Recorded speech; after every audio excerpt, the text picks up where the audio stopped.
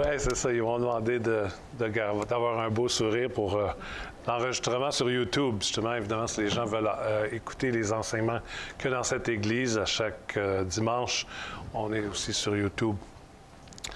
Donc, le titre cet après-midi, c'est « Ensemble, bâtissons la maison ». La communauté par l'encouragement, comme Claude a mentionné plus tôt. Donc, c'est notre thème pour notre semaine de prière. Et notre verset clé, c'est 1 Thessaloniciens 5, verset 11. 1 Thessaloniciens 5, verset 11. Mais je vais aller plus loin et voir verset 11 à 22. Donc, c'est de la traduction Parole de vie.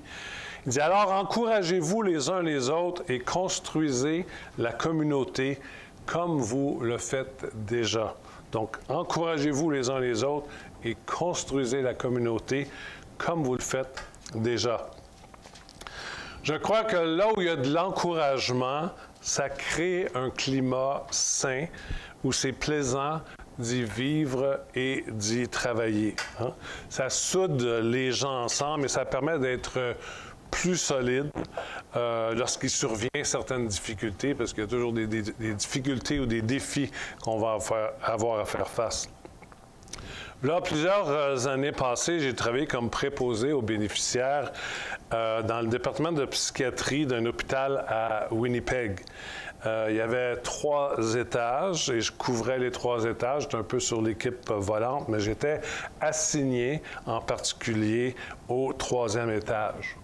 Et c'est intéressant parce que c'était plus désorganisé qu'aux autres étages, mais grâce en grande partie de l'infirmière-chef, il régnait vraiment un climat d'encouragement et de joie. D'ailleurs, elle avait une espèce de petit insigne sur sa chemise, c'était marqué « You panic? Tu paniques? Presse sur le bouton. » Puis on pressait sur le bouton, puis il y avait un petit drapeau rouge qui levait, boum, qui disait « Don't panic. Panique pas. » Donc, c'était un peu le genre d'infirmière-chef qui était très, très relax. Mais ça créait vraiment un bon climat, entre autres, avec le reste aussi de l'équipe. Et je peux vous dire que j'avais hâte d'aller travailler. C'est pas tout le temps que tu as hâte d'aller travailler. J'avais hâte d'aller travailler, malgré le stress du travail, parce que c'est quand même dans ces départements-là un travail assez stressant. Donc, nous avions beaucoup de plaisir ensemble, toute l'équipe, on riait beaucoup et il y avait une belle camaraderie et en même temps, les gens s'encourageaient. C'était très positif comme atmosphère. Je crois que dans une église locale, lorsqu'on s'encourage, qu'on se réconforte, qu'on se console, qu'on s'incite à persévérer, à faire mieux, ça permet de bien construire la maison de Dieu, ça solidifie la communauté. Et au sujet de ce verset, les commentaires dans la Bible annotée disent ils sont appelés à s'édifier les uns les autres. Le mot « édifier », notez bien, c'est comme le mot « édifice », c'est bâtir, rendre toujours plus ferme l'édifice. Donc, dans ce verset 11, la lettre de Paul à l'Église de Thessalonique, il ne les réprimande pas, si vous avez bien remarqué, mais au contraire, il leur demande de continuer à faire ce qu'ils font déjà bien. Alors, encouragez-vous les uns les autres et construisez la communauté comme vous le faites déjà. Dans la vie, il ne faut jamais prendre les choses pour acquis et les choses que nous avons déjà. Si on ne fait pas attention et si on ne nourrit pas nous pouvons facilement perdre des choses que nous avons acquises. Tantôt, j'ai donné l'exemple de la bonne atmosphère au département psychiatrique à Winnipeg, mais quelques années plus tard, j'ai travaillé sur un autre département psychiatrique à Montréal et c'était tout autre. Rien à voir du fait que la différence entre Winnipeg et Montréal, que les gens là-bas, tout est beau, c'est juste une question de circonstances. Mais dans cet endroit-là, lorsque je travaillais à Montréal, il y avait des clans. Les gens critiquaient beaucoup et ceux qui avaient plus de seniorité contrôlaient les nouveaux venus. Et personne ne voulait personne ne voulait que les autres leur disent quoi faire. Et ce n'est pas des blagues, là, si ça faisait 15 ans qu'ils avaient mis le sac de linge sale à gauche de l'ascenseur, et toi, en tant que nouveau, tu voulais le mettre à droite, il n'en était pas question. Et ce n'est pas une exagération. Fait que c'était tout un système où c'était évidemment, je n'ai pas besoin de vous le dire, c'était pas tellement plaisant à y travailler. Il n'y avait pas ce climat de respect et d'encouragement. Donc, c'est un appel à chacun d'entre nous de faire attention en tant qu'individu, qu'on soit en leadership ou pas, qu'on soit membre de l'Église, de ne pas avoir un tempérament toujours critiqueux, chialeux, négatif, avec beaucoup de jugement et peu de grâce envers les autres. Ça n'incite pas les autres à avoir du plaisir avec nous et de vouloir aussi travailler avec nous. Ça crée plutôt, comme je l'ai vécu là-bas, un climat de lourdeur où les gens n'ont pas le goût de s'exprimer ou de travailler aussi ensemble. Au contraire, encourageons-nous les uns les autres et construisons la communauté, la maison. J'aimerais continuer avec les versets qui suivent. Dans 1 Thessaloniciens 5, versets 12 et 13. C'est écrit, « Frères et sœurs, nous vous demandons ceci. Respectez ceux qui travaillent parmi vous comme responsables. Le Seigneur vous les a donnés pour vous conseiller. » Dans d'autres versions, il veut dire pour exhorter. « Montrez-leur beaucoup de respect et d'amour à cause de ce qu'ils font.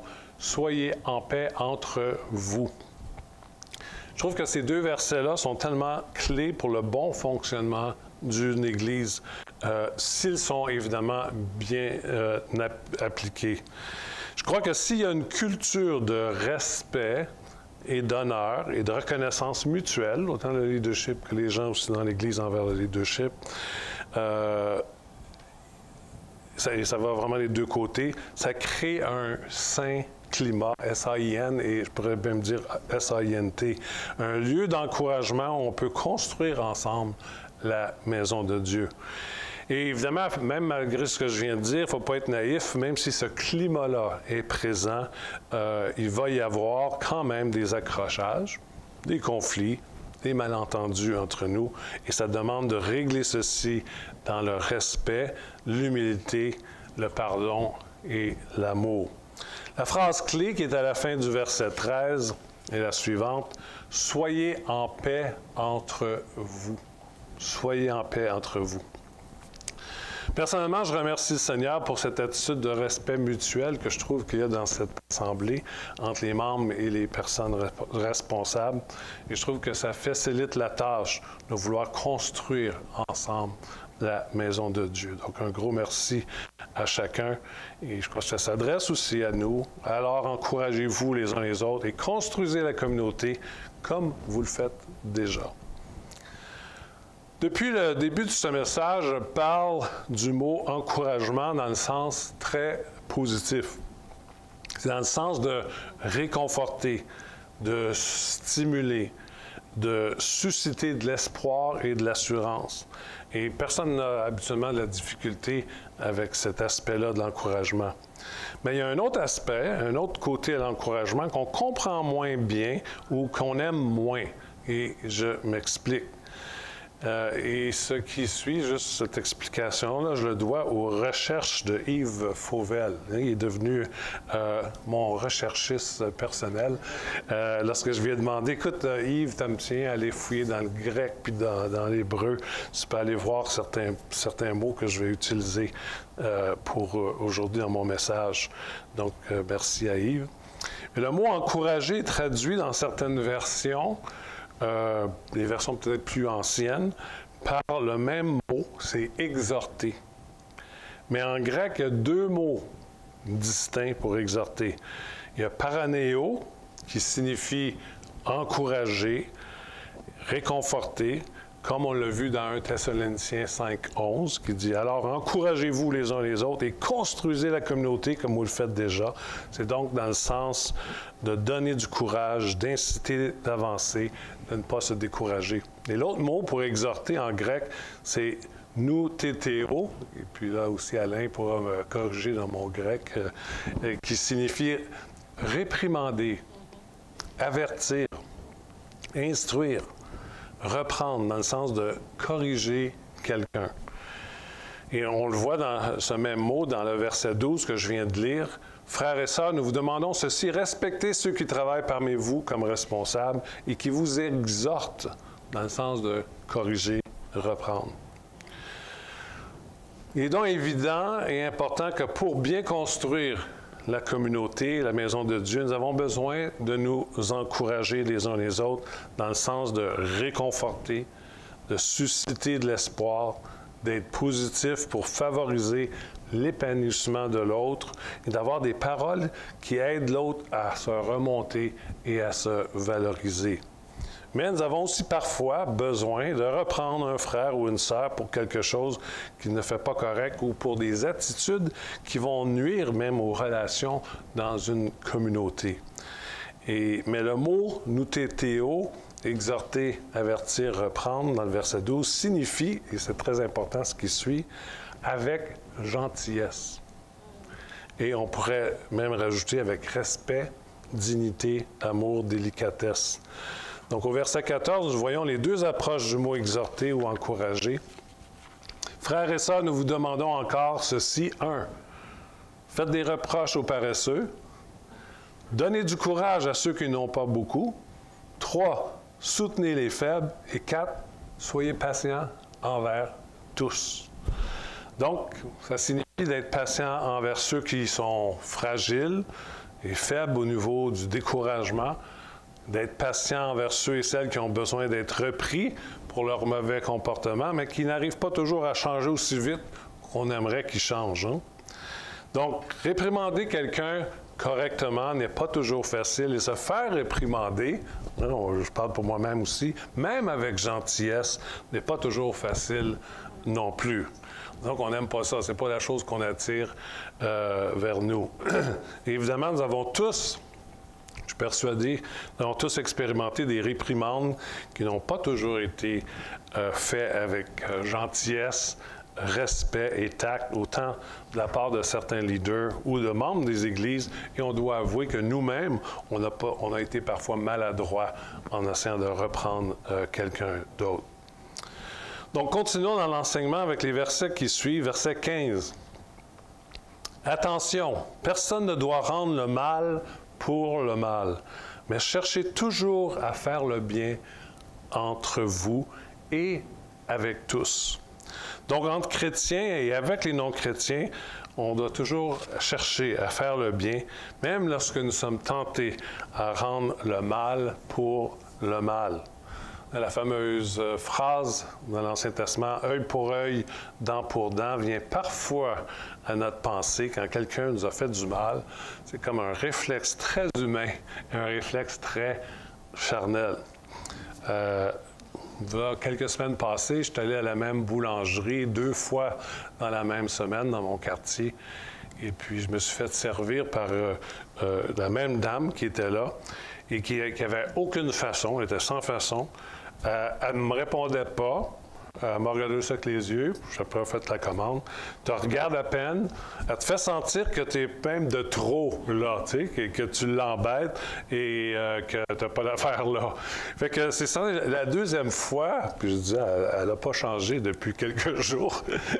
J'avoue, j'avais le goût de lui donner une leçon, premièrement, en ne lui souriant pas.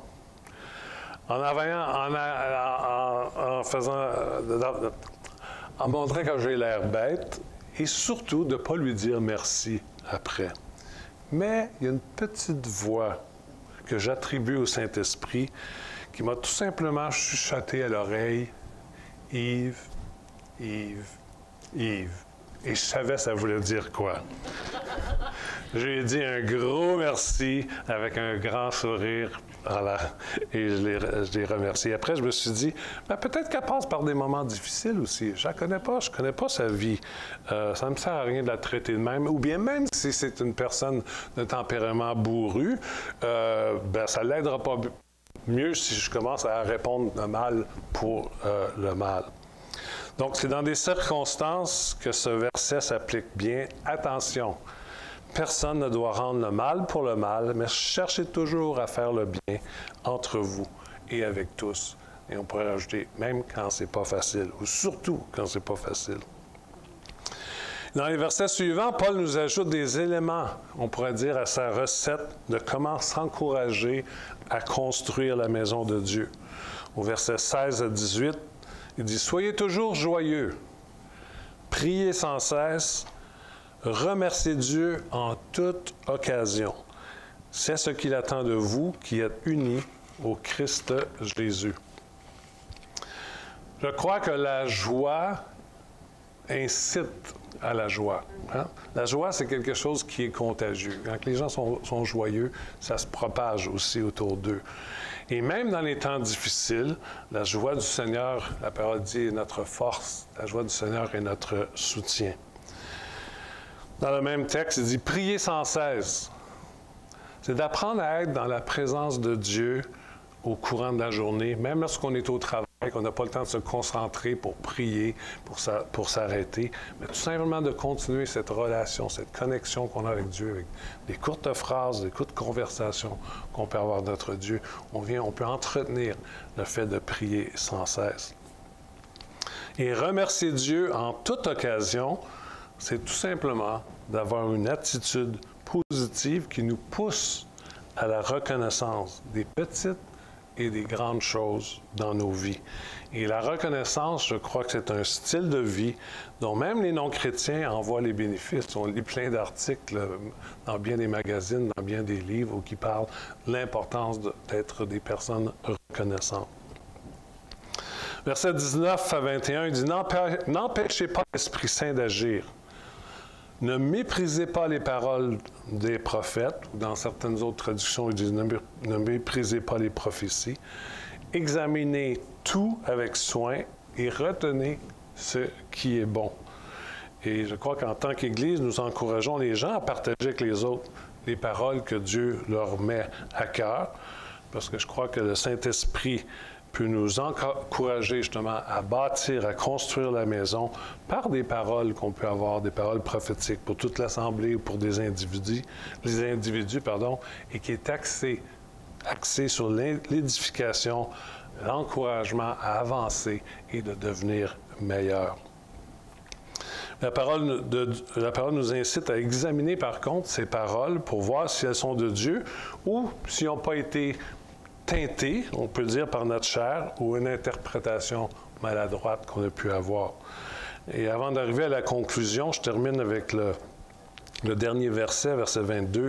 « Évitez le mal sous toutes ses formes. » Évitez le mal sous toutes ses formes, et ça ne demande pas trop d'explications.